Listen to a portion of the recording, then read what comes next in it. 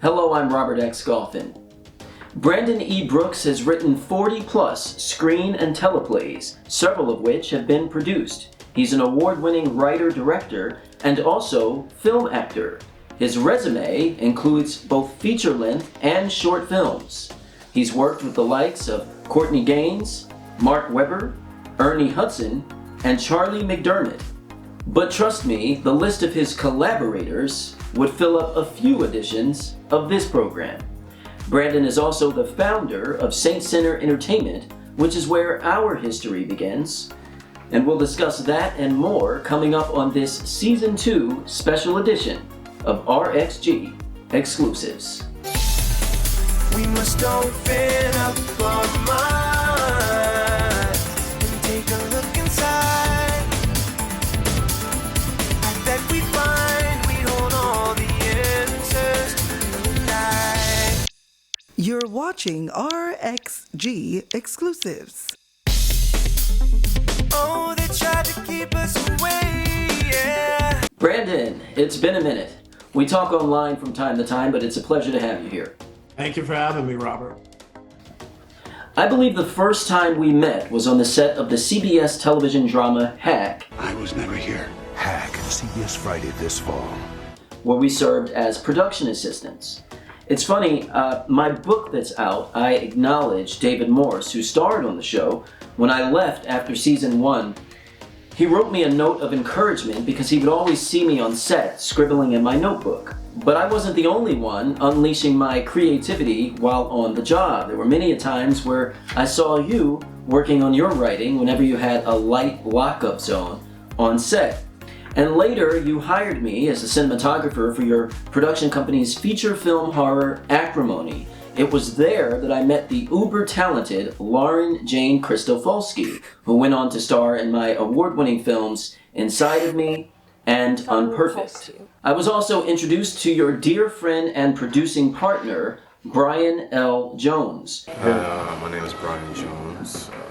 My position on this film project is executive producer, first assistant director, and writer of Simply Untitled. He became a close and trusted friend. In addition to our friendship, we also collaborated on many projects that we hoped would one day be put out into the world. It's about signs, pretty much. The signs that people pretty much give off when, things are wrong, and us as individuals to try to, pick up on those signs and know when someone is in trouble. There was so much unfinished creative business between us. I continue to do my best at taking some of our concepts and work and completing them, but I'll never do it any justice because there was only one Brian L. Jones. His creative brain, his mind, it just can't be duplicated. Well, February 2022 marks the 17th anniversary of his passing. It feels like yesterday to me. I'm so glad the three of us were able to collaborate on the short film Simply Untitled. One of my partners, Brian Jones, is the writer, along with Robert X. And Rob, what's the reason why you chose him to direct the film? Me and him have a lot of things in common. We like the same kinds of movies, and he kind of has like this Dr. Jekyll, Mr. Hyde thing. If you know him one way, he writes a totally different way. And I pretty much picked Rob because he fit the bill pretty much. I truly think it's a beautiful part of his legacy. I scratch dude's back, you damn sure better scratch mine back. Scratch your back, man. I'll scratch Nah, your word is born. And Brian's final role was in the film Track Marks, which I wrote and starred in. I think of him often, and I feel that he's always in my corner, encouraging me. What impact does or did Brian L. Jones have on your life and artistry? Yeah, like you said it perfect. He was one of a kind. He has an immense impact. He was just, to know Brian was to know his quirks, that smile, that just, even though he was dealing with so much adversity with his kidneys and everything, it's just, he never let anybody see it. He just went out and he loved going to the movies, going to horror. We went to a lot of horror conventions and we just cut it up. He was a prankster. I don't know how much you got of that, X, but Yeah, he was just, I think about him a lot too, especially since I do write and do a lot of stuff in the horror realm. So when I go to these events, I always kind of think about times that him and I were at these events. And even when I'm writing and different things, it influences, I'm like, oh man, like I think Brian would love this. And when I actually made a couple things, and I had a premiere a few years ago for a film I made that actually was written back, like, I mean, the concept was came up with was back when Brian was still with us. And when I had that premiere, it just, I was sitting there and it was just, I could almost feel him, like he was there watching and laughing with the crowd. And it choked me up. We actually won Best Picture at that festival. And it choked me up when I was accepting, because it was thinking about going back in the day, not just on Simply Untitled, but like back when Brian and I were talking about the concept that eventually became that Project Sickness. Like that was, it really got me there. It got me, it choked me up. So he's an immense part, and I think he always will be, because he was just somebody that was, even though like our friendship was probably the accumulative of only a handful of years, those years will just impact me greatly, like forever, because we bonded so much over music and film and life. And I've never met anybody that just smiled under so much adversity, and he never let you see him sweat. So, and that was even when we were on Acrimony, he was there every day. He was ready to do whatever was necessary, taking pictures and just being the life, just being the life of the set, just cheering everybody up and making jokes. And there'll never be another Brian L. Jones for sure. That is for certain. He is sorely, sorely missed. Absolutely. The artistic landscape has grown tremendously, Brandon. People have access to tablets and iPhones and other devices to create their films, series, and other projects. There are a gazillion and one streaming platforms, and there's still a Hollywood. And while life has its ups and downs, you seem to be thriving in the independent film arena. How are you making it happen, and what's your advice to those who wish to follow in your footsteps? Well, I mean, I think thriving is very nice of you. I think the perseverance is key. I think you just got to keep getting out of bed every day with a goal to do what you set out to do, whether it's writing a script, producing, doing what needs to be done to see a project to fruition. I have those demons too, of things that I want to do and things that I want to finish, or even things from back during Brian's time on this earth that for me, I want to see accomplished before I leave this earth. So for me, I think it's yes, technology's changed and it's made it easier in a lot of ways, but the almighty dollar that we all seek to make this stuff has always been detrimental to the progress of certain projects of mine. But again, I believe because I put so much time and discipline into the writing and into making sure things are marketable, I think that I know there's a day when these projects will come to fruition and they'll make waves. And whether it's the horror genre, the action, I have projects that are in comedy and just a lot of different genres. So for me, it's just a matter of believing in the power of yourself and believing that you can do it, and that you have a voice that's worth hearing by the masses. And that's what I believe. If I didn't, I would just go work at a warehouse or do something different, because you have to have that passion to really even deal with the stress that comes with this business. You know, X, from doing this since you were a little kid. It's not for the faint of heart. You gotta want it. You gotta want to put the time in and the blood, sweat, and tears that it takes to do anything, whether it's a short film, a feature film, a web series, a documentary, a docudrama, whatever it is. You gotta want it wholeheartedly, 110%, or it's not worth putting yourself through what it takes to do something great. Absolutely. And you have a fondness for the horror and suspense genres. What is it about those kind of films that speak to you? And do you find it challenging to create original and fresh material in a genre that some might say has been oversaturated with content? I've always loved it since I was a little kid. It was one of the first things that I mean, it might sound crazy to some people, but when I was a little kid, I remember watching like Hitchcock, The Birds, and Rear Window, and some of those movies. And because I, as a little guy, could handle it, I could handle the suspense and the horror of it.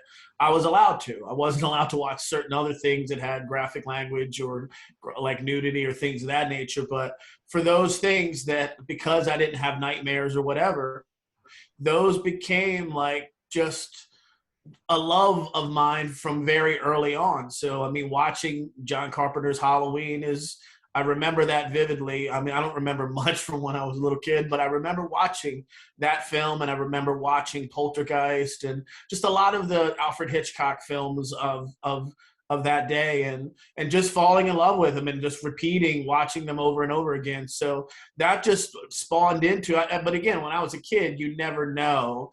Even growing up, you never know that that's going to be something that you could do, especially at that time in the 80s when I was growing up.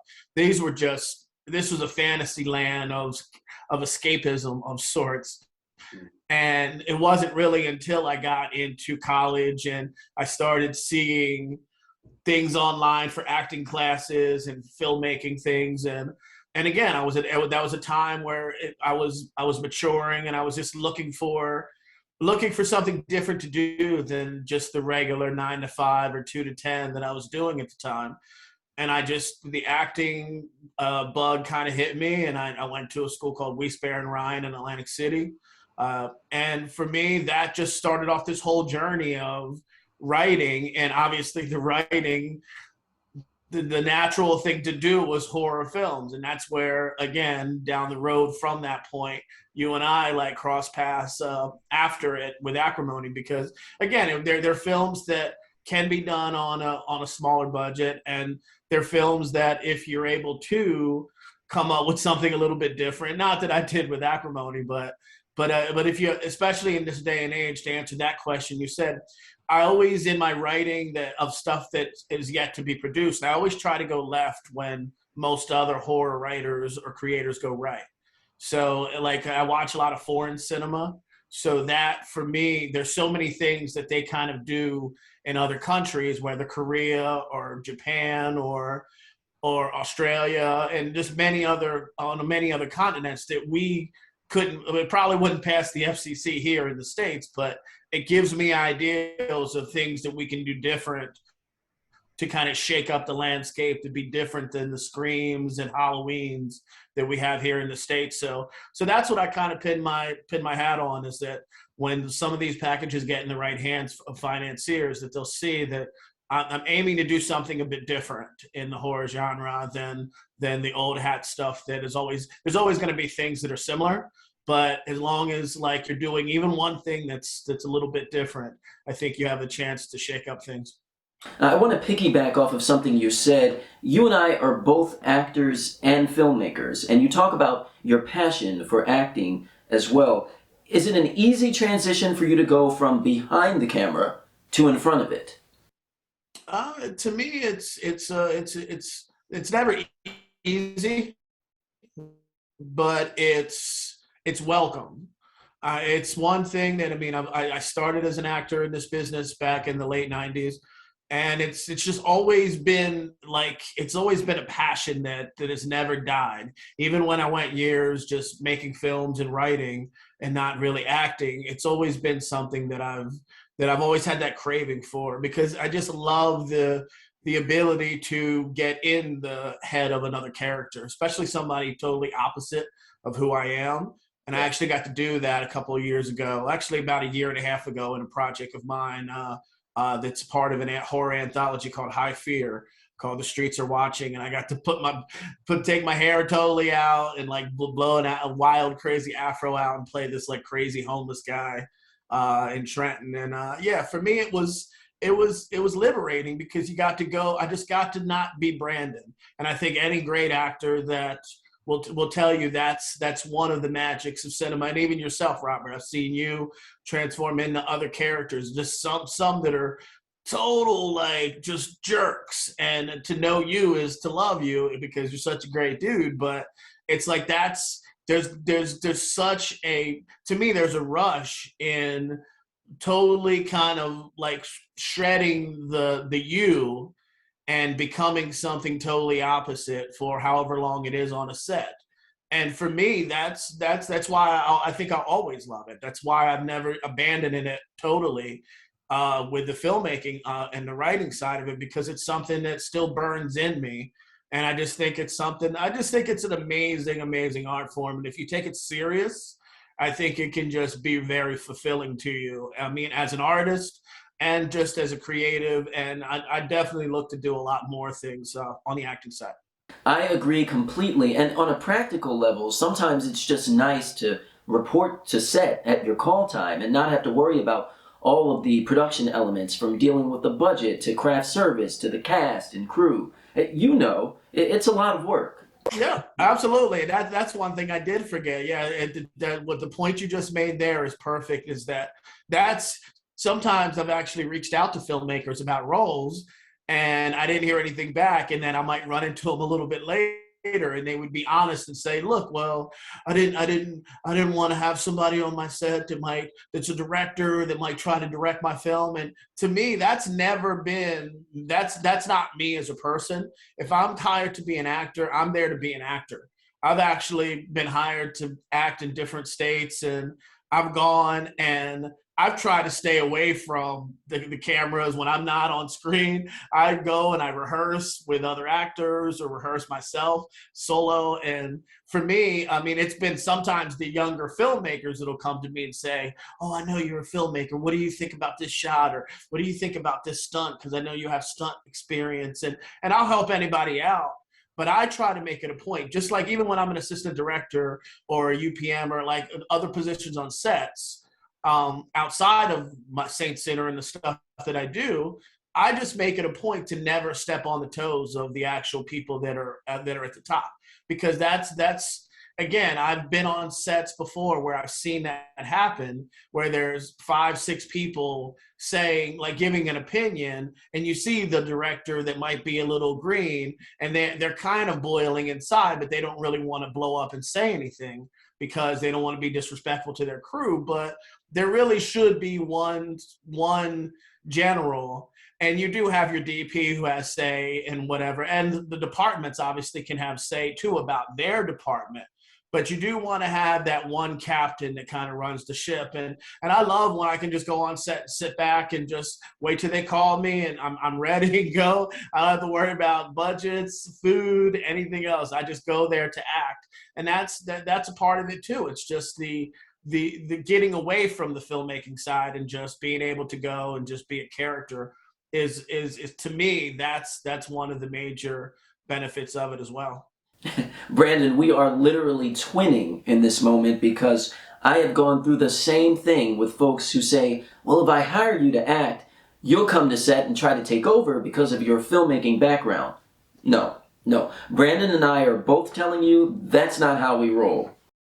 With all that's been going on in the world, Brandon, how have you managed your mental and physical health? That's an amazing question. I feel like some days I'm not managing, but just because, again, with the pandemic and all the ramifications that have come with that, it's been trying for just about all of us. And for me, it's just, I think the kind of what I spoke on earlier, that focus, that determination of, during the pandemic, it was kind of a weird time for me, because there was a lot of people that were flipping out and were losing their minds, and mental health was obviously at a premium focus. And for me, because I do spend a decent amount of time like in solitude writing and kind of conceptualizing a lot of different packages for film and just even consuming just films and television, like just to stay up on things, it wasn't as impactful to my mental health as I thought it would be.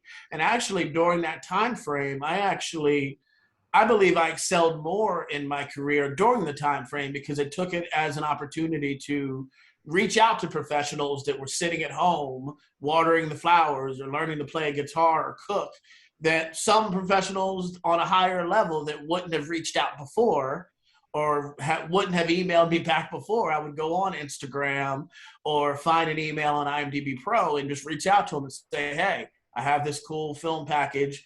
Would you take a look at it? And again, so many people were doing nothing that people did get back to me. I did have a lot of Zoom meetings. I did have a lot of StreamYard meetings. And then I ended up getting a lot of work toward the end of 2020, whether as an actor, stunt person, and even writing because of that networking. So I probably had one of my better years coming off of like at the tail end of the pandemic and kind of 2020 into 2021 that I've ever had, which again is kind of crazy thinking about it that way. But for me, I just kind of took it as an opportunity to utilize the solitude that we were all going through and kind of make it a benefit. And that kind of helped my career in a lot of ways, as to even some of the connections I have right now are point right back to during the pandemic. So for me, again, it was interesting, but I think that what motivates me to get out of bed every day is just the fulfillment, the love that I get from doing all of these things that I do. And I feel like it's a blessing for all of us. I feel like it's a blessing for us to be able to do this. I could still be working in a warehouse. I could still be working at a department store, and there's nothing at all wrong with any of that. But for me, I felt like at some point in my early 20s that there was a higher calling and that I did have something creative to come out of myself and a lot of creativity to come out of myself. So for me, it was a no-brainer to feel blessed. And even when I get down on myself, I realize that I was put on this earth for something more, and I need to honor that, and I need to stay up, and I need to stay focused and just keep pushing. And whether or not I end up on an Independent Spirit stage or an Emmy or an Oscar stage or whatever, that's irrelevant. The point to me is that I've never given up the dream, and that dream is something that I'm never going to give in on until I'm not here on this planet. So. Beautiful words, Brandon, and you have quite the resume, as you mentioned. Do you find it challenging to share your accomplishments while remaining humble? Because I talk to fellow artists all the time about the idea of ego. I personally feel like ego isn't necessarily a bad thing. I feel like you need ego to really be in this business. But how do you find balance between confidence and being humble? Does that make sense?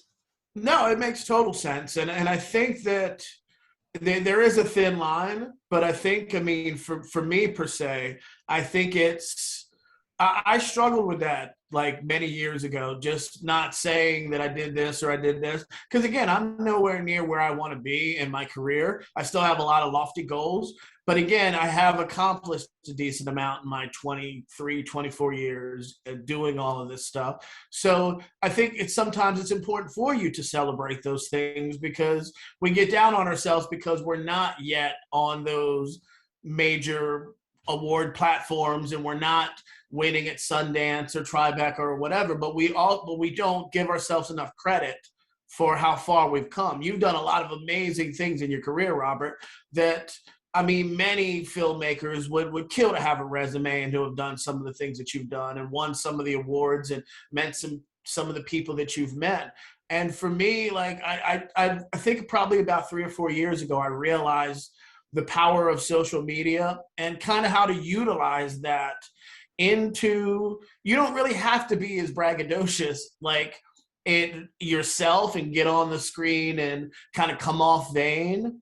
There's a way to do it. You can share photos of remembrance of times that were great, when you won an award or when you met a certain important figure, or when you just like did something that you love doing, whether directing or acting or producing or whatever. And those things alone will tell the story. They will brag for you. And I've noticed when I kind of looked into the power of hashtags and the power of kind of utilizing social media for its benefits, as opposed to like it's like kind of crap that like kind of is funneled through it a lot of times. A lot of people say, oh, I hate social media, but it's because they're really looking at the negativity and they're looking at the the dark side of it, whereas I use it for total benefit of career and kind of celebrating accomplishments. And I think that's why it's helped my career, because a lot of people didn't ever look at my website when I had a professional website. They, oh, you had a website? I was like, yeah, I had one for 7 years. And people really, in this day and age, people go to your YouTube, they go to your Facebook, they go to your Instagram. So I started just realizing how to utilize those things. And then a lot of people didn't know I was an actor for years. They just, oh, I thought you were just a filmmaker. Oh, no, I act. Or some people thought I was an actor that I hadn't communicated with for years. So it's a way for me to kind of put things out there and let people know, yeah, I do stunts. Yeah, I write. Yeah, I direct. Yeah, I produce. Yeah, and I do other things on sets too, like if the other jobs are not coming in. So I think it's just all about, there is always a healthy amount of ego that's necessary, because you have to believe in yourself. You have to believe you're good enough to stand next to Forrest Whitaker and Denzel Washington like you did in The Great Debaters, Robert. So if you don't have that confidence, you're gonna fold, because I don't know that.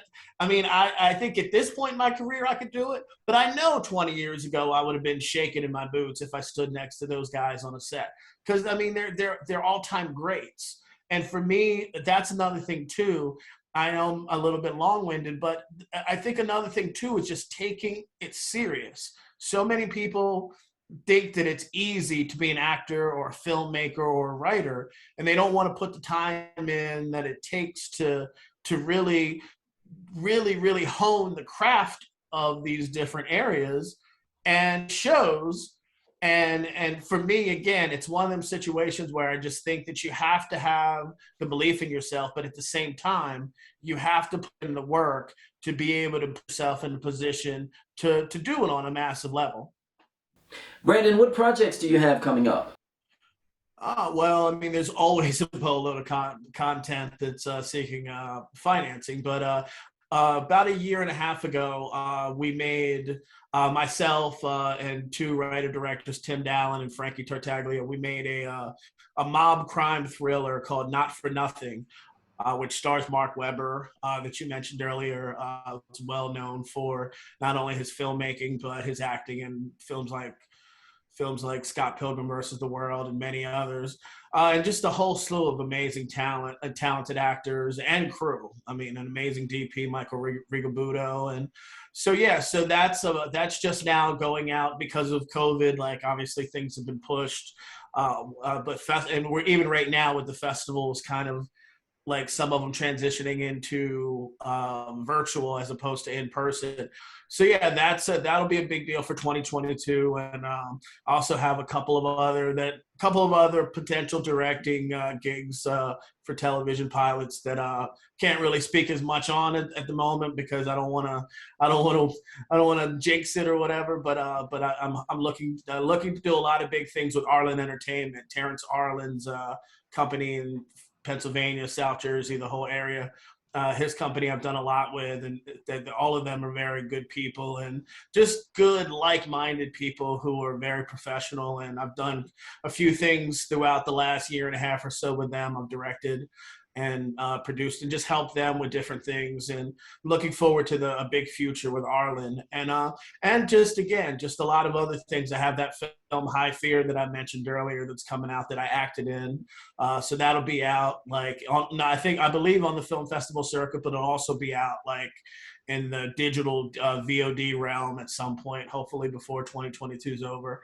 Yeah, and I have a podcast I just started a couple weeks ago called Industry Outlaws United through the Indie Escape Network on Facebook, YouTube, and other platforms. And that kind of is just me talking to different industry professionals, and whether film, acting, directing, and then we're going to kind of branch out at some point to music and sports. And I'll definitely look forward to having you on there soon, Robert, and talk about your filmmaking journey. But hopefully I want 2022 to be one of my best years, because again, I'm trying to level up, trying to push things a little more into fruition as far as some of these bigger projects, and just trying to get that right literary agent, and just trying to push things into the stratosphere for my career and for the careers of the people around me.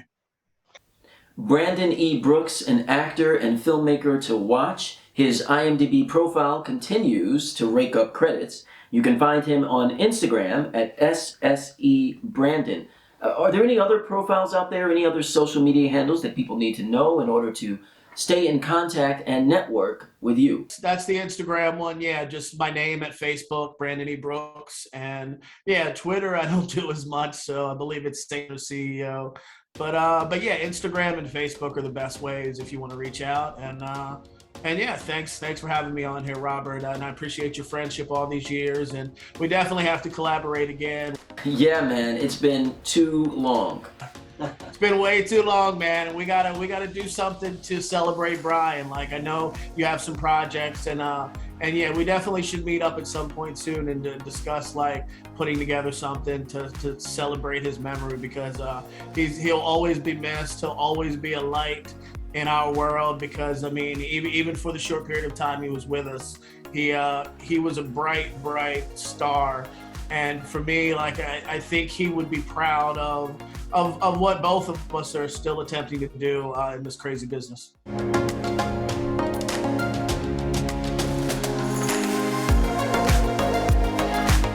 Make sure to like, comment, and hit subscribe on our YouTube channel so you never miss out. RXG Exclusives, hosted by Robert X. Golphin, now playing.